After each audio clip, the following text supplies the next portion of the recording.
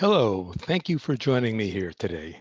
I am Mark Chussell, the founder of Advanced Competitive Strategies. Welcome to this ACS strategy story, a brief presentation on a single strategy subject. You will find links to other ACS strategy stories on ACS's website and on my LinkedIn strategy story post. The topic of this strategy story is, with all this intelligence, why don't we have better strategies? I mean intelligence in the sense of being smart and also in the sense of having plenty of data.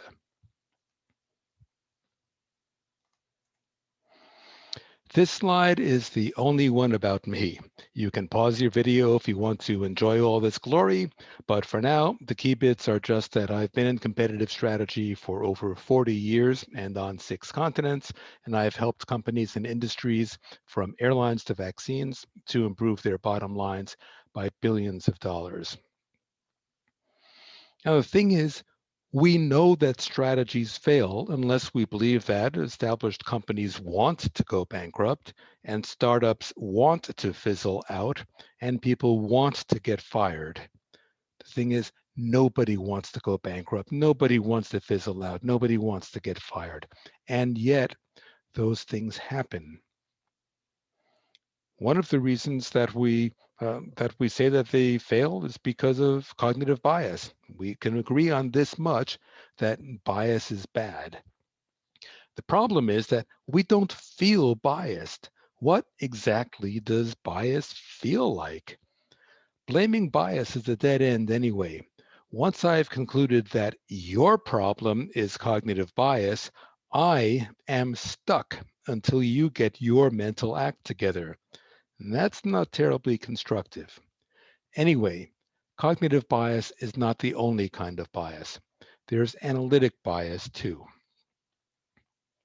So I've got a question for you. What is wrong with this spreadsheet? And I would invite you to pause the video for a moment and think that through. What is wrong with this spreadsheet? Now, I've used this exercise many times in person with people around the world, and this is about how the conversation goes. After a little bit, somebody will say, well, it looks like all those expenses are constant percentages of sales, and that can't be right. And that's correct.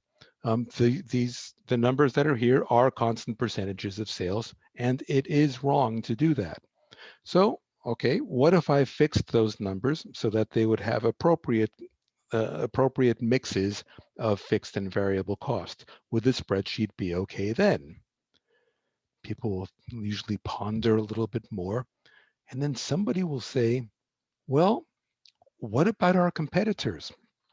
That's a great point. What about our competitors?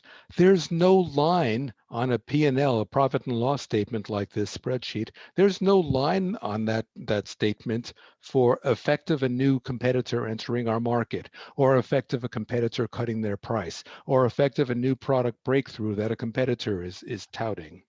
Those things don't exist here at all. In fact, what the spreadsheet does is ignore competitors. It makes believe that competitors don't exist. Actually, it's even worse than that.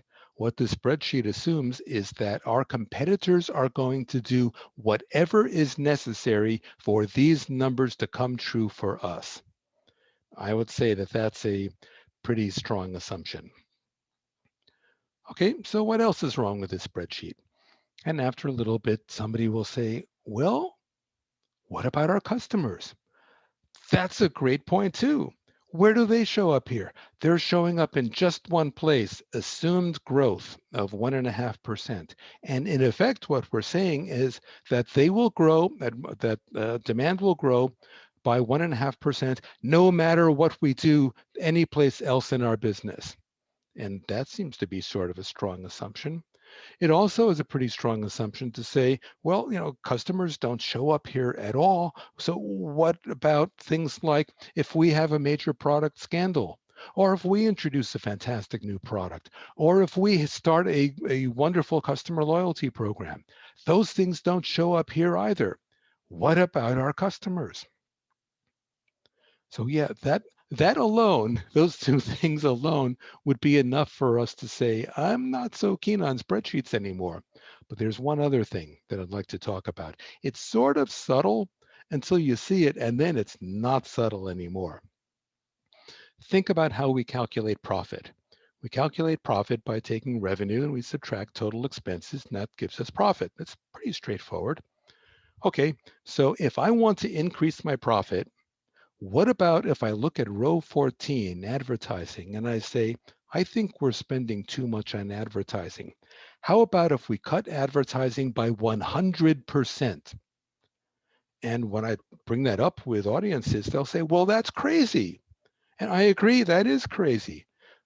But because we know that if we cut our advertising by 100%, it's going to affect our revenue as well as our expenses. But the spreadsheet doesn't know that. As far as the spreadsheet is concerned, revenue minus total expenses equals profit. So if I cut advertising by 100%, my profits are going to go up. Then what people will say is, yeah, but no sensible human being would ever allow that to happen. And okay, that's fair. So what if we cut advertising by 50%? How about if we cut it by 20%? How about if we cut it by just 10%? Surely we can cut our advertising by 10%. There must be that much waste that we can get rid of. And the point has nothing to do with whether we can or should cut our advertising. The point is that the tool itself is biased in favor of cutting costs. It does that because it is aware of the cost of our costs, but it doesn't know about the benefits of our costs. What about the benefit of those costs? On a spreadsheet like this, there is no connection to the cost and revenue.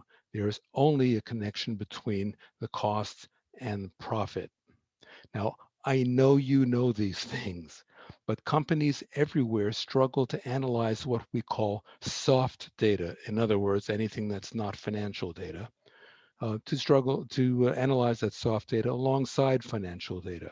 They struggle to analyze real world competition for action and reaction. Now, it's no surprise that they struggle because those problems are hard. I've been working on doing exactly that sort of thing for decades.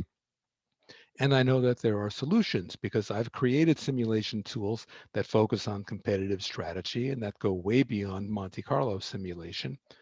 But the thing is, simulation tools are not common or familiar to many strategists. But here our key points is that the spreadsheet is an example of something that has analytic bias built into it. So what's this? It's a picture. It's a picture of one of the driest places on Earth. This is the Atacama Desert in Chile. According to Wikipedia, a study by British scientists said that parts of the Atacama Desert have not had rain in 120,000 years. My forecast is that it will not rain there tomorrow. But one day, a drop of rain will fall on the Atacama Desert. And I will have to say, my forecast was wrong. I need better data. No, the day that drop of rain falls will not show the data were wrong. It will show my forecast was wrong. It will show my forecasting was wrong because my model, the tool that I used, was simply to extrapolate a trend line into the future. The thing is, trends don't cause weather. Weather conditions cause weather. I know you know that already, but trendline thinking is common in competitive strategy. Here's where that shows up. Trends don't cause profits. Profit conditions cause profits. We make the oldest mistake in the bias book. We mistake correlation for causation. Extrapolating trends works pretty well when it comes to the Atacama Desert. Extrapolating trends does not work well in business when the future is going to look different from the past or when we try to make the future different from the past. Unfortunately, that's precisely when we need help the most. The thing is, there's no such thing as the future. And if only we could get enough data like 120,000 years of rainfall, then we could predict it. There's not even such a thing as the past. If there were such a thing as the past, why do we have so many stories about it? The thing is that bias is in our tools, not only in our heads. With the best of intentions, with the best of education, with the best of motivation, and with the biggest of data, strategies still fail in part because of bias in our tools. And it's often the last place we look if we look there at all.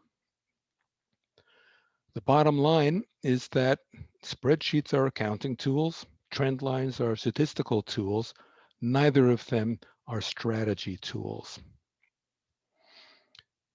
Competitive strategy simulation and business war games are strategy tools. They may be unfamiliar at first, but they quickly engage people. I've seen it in the many business war games that I've conducted. Best of all, I've seen strategists discover for themselves that they face bigger threats and have better opportunities than they thought at the start. And that's the end for now, or maybe not. Please feel free to contact me. We can talk about solutions to strategy problems. We can talk about the content of this ACS strategy story, whatever you feel like. I look forward to talking with you. Thank you very much for joining me here. Be safe and be well.